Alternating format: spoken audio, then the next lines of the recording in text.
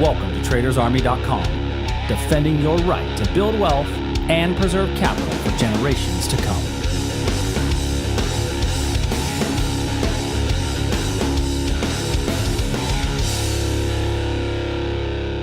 Good morning, everybody, and welcome to the Tuesday morning edition of the Daily Market Commentary. I'm your host, Chuck Fulkerson. Hope everybody had a great trading day yesterday.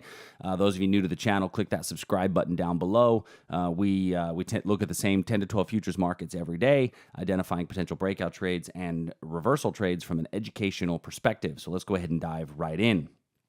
So yesterday had a little frog in my throat, feeling a little bit better today, and it feels like the market ran into a frog in its throat last night as we got a little bit of a pullback yesterday morning as we hit an overhead supply level and sold off. Now I will tell you, I wasn't willing to take that short, primarily because the big picture is still telling me, no question, to be a buyer. So I have a really hard time going against that big picture. And then we had a bit of a pullback. Now, I did anticipate a little reversal at this 15-minute level. This was not an amazing 15-minute level. This was a level that we had picked out in our live trade room Sunday evening, and remember, it's on a 15-minute chart. So always remembering the rules of our, the 6-candle rule. If you notice, this hit in the Globex session, and then 1, 2, 3, 4, 5, 6, 7, 8, 9 candles in, we had absolutely no movement, right? So first of all, hitting in the Globex session was one piece. The other piece was that we didn't get much movement after about 9 candles, which definitely leads to the weakness, right? And so price went through there, and that was already a lower probability being a 15-minute level. Our hourly level is a bit stronger down here at 27.76 by 27.73. I think that we could make it down to that region at some point today. However, the S&P, if you are going to take a short, is not the best market to short. I think the NASDAQ is a better market to short. In our recent live trade room at Traders Army, we went through why the NASDAQ is a better short than the S&P, and really what it comes down to are some of the components. So I left the 15-minute level that I had drawn in the NASDAQ in place. And the reason I did is because if you notice, the 15-minute level that we identified in the NASDAQ lines up really nicely with this little potential area of supply right here. So this little potential area of supply, 71.16 by 71.26, I think leads to what could be a pretty decent reversal. Now, understand, you're still going against the big picture, so you take slightly more risk when going up against those big pictures. But this would be the area where we would anticipate seeing a little bit of a reversal. The components of the NASDAQ is really the biggest reason what leads us to want to be, if we're going to short one, to make the NASDAQ the shorter of the two markets. Because when you dive in and look at those components, the Apple, Amazon, Microsoft, Facebook, and Google make up about 50% of the NASDAQ. And when you go and look at those individual components, what you see is that, for example, I'm just going to pull up Amazon for a moment. Relative to the S&P, Amazon is significantly weaker, right? Even if I pull up Apple, relative to the S&P, Apple's actually coming to a supply level. Yesterday, put in a little bit of a reversal candlestick pattern. If this gaps down, then this becomes kind of an island reversal doji, if you will. And so my point is that the relative weakness, when I throw on a comparison chart to this, let me throw this comparison chart of the S&P, you'll see that the relative weakness of the S&P, of Apple to the S&P, and of Amazon to the S&P, and even of Google to the S&P is really, those three right there represent about 30% of the NASDAQ. Now, Microsoft, which is the largest NASDAQ component, is outperforming the S&P just slightly. There, it's pretty close. And then the other one being Facebook, underperforming the S&P. So my point behind this is when I'm looking at which one of those two, when I'm looking for a potential short, the NASDAQ is a much more palatable short for me. If I'm going to trade against the big picture, I'd rather trade against the big picture in the weaker market. Now, since we are going against the big picture, it might make sense to convert that to a confirmation style entry to really get the full effect of that. Now, realistically, your stop should go above this pivot high.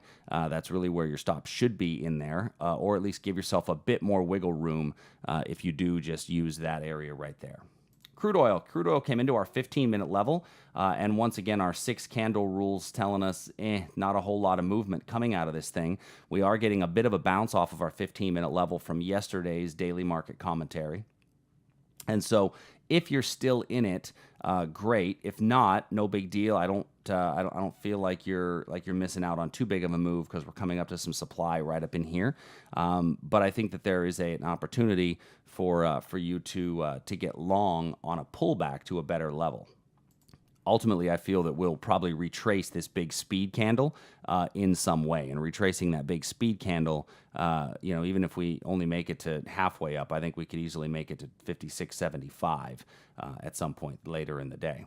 Gold hit our confirmation entry and then boom, popped up, gave us a nice little 2-to-1 move out of that level, and then came down in a second time and popped away, and then came in a third time and broke the level. Now, we know from the way that we trade breakouts that the more often a level gets hit, the weaker it becomes, and so then a breakout trade ensues. So I think now we got a better opportunity for a breakdown in gold, and if you want to trade gold, I think your better opportunity now is to look for a quality short. Your quality short could be, if we get a rally back up into this region here, this is a very close little level to where current price is right now, and so if you wanted to give that one a flyer, you may get a little move off of that little 15-minute level right there. That's essentially trading the retracement back to the breakout. Now, we may not get a retracement back to the breakout because this is the setup of a breakdown pattern. Remember, our short was off this level. We hit it once, twice, and then the third time broke through. This was kind of the retest of that. So you may not get a real true opportunity to get short on that again, but I think that your target's somewhere down in here at about 13.22 in that region. Looking at our bond markets and our currency markets. So in our bonds, we have a big gap up in the ZN position. Now, when I move that to the 4-hour chart, we see that we have popped out of this area right in here.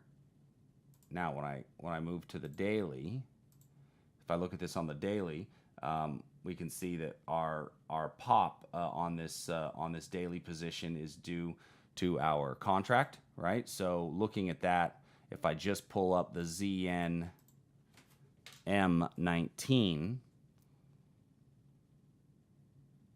we won't see the same huge gap, right? You won't see the same huge gap on there as you do in the /ZN, and that's really due to the contract shift, right? It's the contract shift and moving to that M contract. So we can see that M contract is represented up here, June 19. That tells me that we're looking at the June contract. So while this is a gap based upon the contract shift. And so those still do have some relevance, and I still need to pay attention to the fact that there's a gap. But this tells me that I got a little bit more chance for price to continue a bullish movement to the upside. On the Aussie, we had this. Let me remove some of these lines. Now we had a little 15-minute level in the Aussie. We had this little supply area here that we came back in, got a little move away from, and then we've popped up above there, and now we're starting to kind of head down. But if I look at this on a 4-hour chart, my 4-hour chart is just telling me that I'm in a sideways price action, and then I probably shouldn't be jumping too far, too fast at any one trade in particular. And so I'm going to really just kind of hold off on looking at anything new on the Aussie. In the euro, we're coming close to our potential reversal point. We've been looking at this reversal point for quite a while, and we're seeing that it may be a breakout candidate. So I need to be very cautious of this reversal going forward. I think it's still good to do a limit entry because it leaves me with a little bit of reward to risk. But if we base above that blue line, then there's no question that I'm going to be looking to switch that to a confirmation entry. Canadian dollar, this one did not work out. Had a level here on the Canadian dollar of this high upper wick. Price came into the level, we bounced around a bit and then just fell right off of it. So that level, unfortunately, was a pure stop out. Did not meet the criteria on our entry. It met the entry criteria. It just did not follow through on our entry, I guess is the better way to say it. And so now I think there's room for price to continue to move down. So when I look at this on an hourly chart, I can see that we've now put in a few lower lows. But when I go to the 4 hour, then I'm still in. I'm technically still supposed to be a buyer. Now we have broken our we've not put in an official lower low yet, but we're definitely showing a lot of weakness in this upward movement. So, is it a little premature to short? Probably. But if you get a rally back up into this region, if we get lower, if we're able to put lower than this low in place, and then you get a rally back up. Now, this isn't going to happen today. This may take a couple of days. But if we get lower than this blue line, then we'll have put in a lower swing low. At that point, then this becomes a good reversal to get short. I'm not so sure I would take the short until I get lower than this blue candle, this blue line's low, because then I don't have a confirmed downward trend as of yet. Last, Great British Pound, Japanese Yen. So in our pound, yesterday we talked about a potential breakout above this blue area. We got a nice move out of that level. So if you've taken that trade, it's time to take your stop and move your profit up to underneath this 31.37 area. So 1.3137, move it up right underneath that area of demand to lock in just a little bit of profit.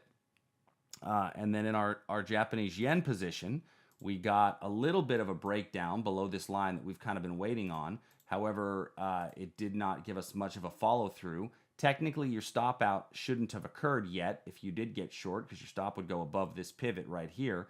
And so you're still in the thing unless you follow your 6 candle rule. 1, 2, 3, 4, 5, 6. So after 6 candles, very little movement. And what we see is that it gives you the opportunity to get out for a very small profit. If it's not going your way, at the very least, move your stop to break even. So, in a couple of trades today, we see that 6 candle rule comes into play. And the 6 candle rule, remember, is that I need to see follow through. I need to see follow through in my positions in order for those trades to work. And if the follow through doesn't happen within 6 candles of my entry time frame, I don't necessarily want to stay in the position. So, hopefully that makes sense. If you got any questions, please feel free to send me an email, support@tradersarmy.com. Until tomorrow, everybody, I will see you soon. Later.